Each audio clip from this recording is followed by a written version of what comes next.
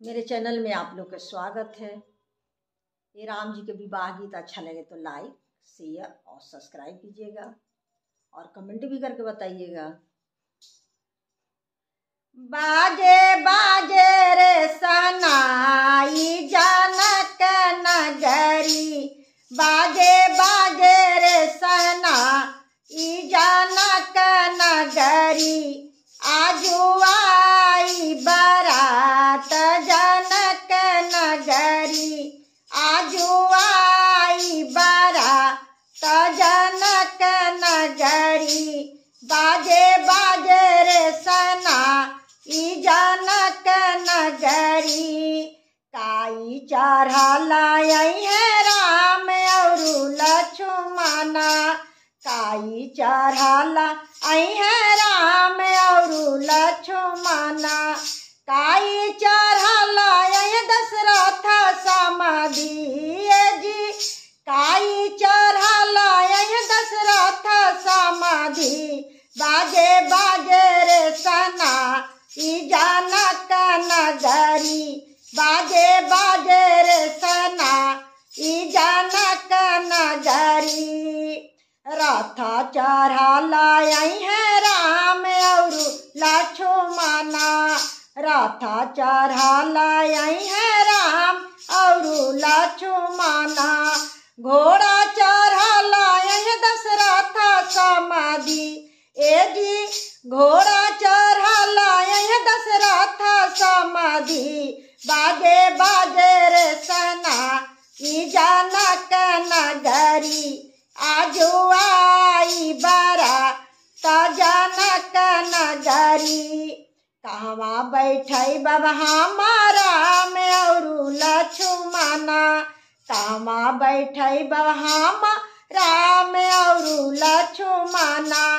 कहवा बैठाई बा दशरथ समाधि जी, कहवा बैठाई बा दशरथ समाधि, बाजे बाजे रे सनाई जनक नगरी, बाजे बाजे रे सनाई जनक नगरी, मंडप बैठे बा हमारा और लक्ष्मण, मंडप बैठे बा हमारा और लक्ष्मण,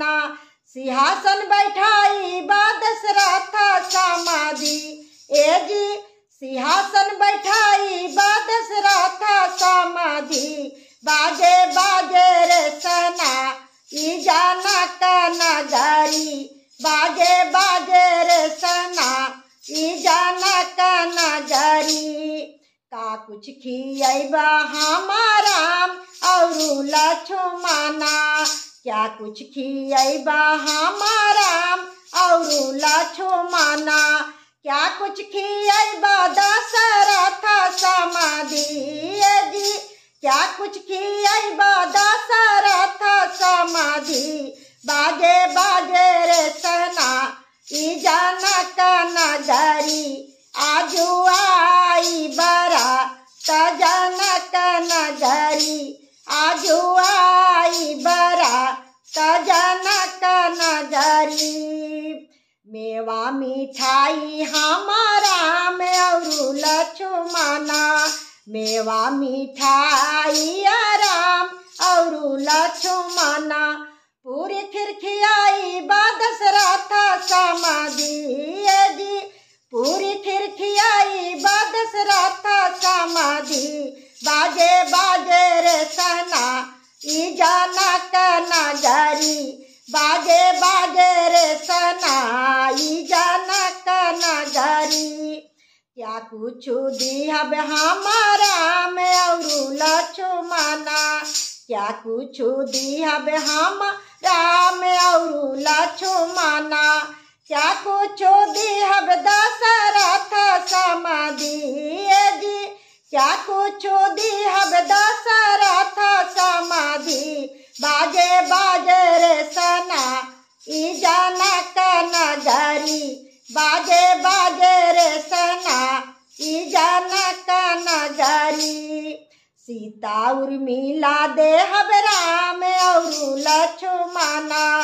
सीता उर्मिला दे हब राम और लक्ष्मणा, अन धन दे हब दशरथ समाधि। ए जी अन धन दे हब दशरथ समाधि, बाजे बाजे रे सना ई जनक नगरी, बाजे बाजे रे सना ई जनक नगरी। आजू आई बरा त जनक नगरी, आजू आई बरा